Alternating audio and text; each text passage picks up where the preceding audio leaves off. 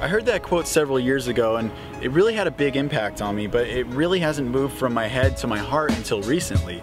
And the reason I think that it has is because I started hanging out with people who are following their bliss and doing what they love. And one of the people that's been a huge inspiration to me is Jerid Yaw.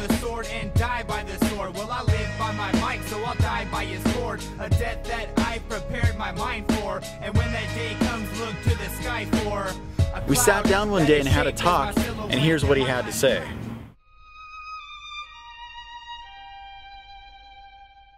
One day somebody just handed me a CD. It was a guy named Memphis Reigns and then Jenna Leck. That was like their group. And it was weird. It was like organic music that I liked. And lyrically it was like poetry to me. So it was kind of, I always like classical music and piano and guitar and stuff like that. And then when I heard the fusion of those two together, it was kind of like, wow, this is pretty awesome. This is like something that I'm interested in involving myself in, even if it's not for something I'm going to do for my life, but it's something that I want to be involved with. Out here to like the North Hollywood area to live with my brother and my mom, and my brother kind of like blessed me and said, look, if you want to really pursue this, then do this.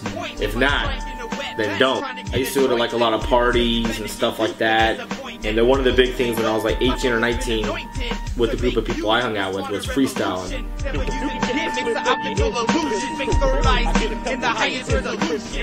I started freestyling with them as a joke. They're like, fuck dude, you're like actually good.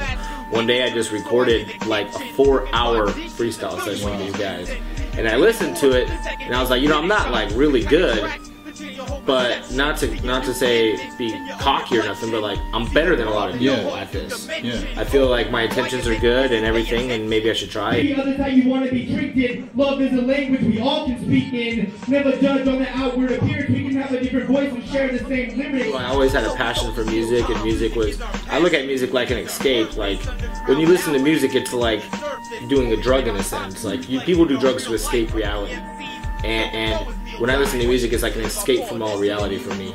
So I've always been like captivated by it, and I've always loved it. You know, I just want to show people the other side. Yeah. Like it's not, you know, I want hip hop to have a positive vibe for people. Yeah. You know, my favorite video of yours, or favorite song of yours, definitely is, you know, Nobody Cares. Hip-hop's Messiah got his cross on my back. The rap game needs a savior, and whose fault is that?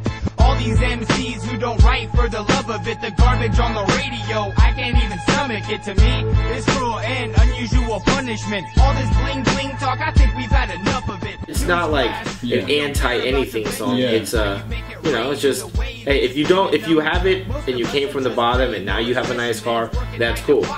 Make it a liner song. I'm glad I have a nice car because I came from nothing.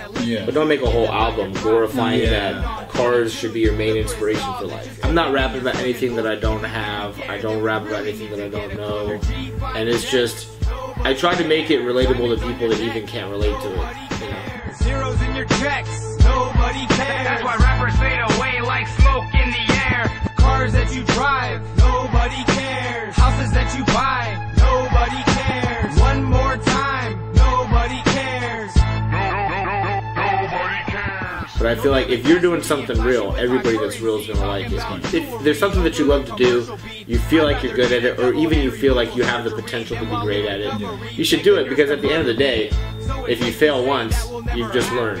You haven't really failed, you've just, you know, acquired knowledge, and just go for it. And if you have to work a side job, if you have to do a side hustle, then do it. But I think if you do what you love, even if you work, the whole time you're at work, all you're gonna think about is, but I also do what I love. You know what I mean?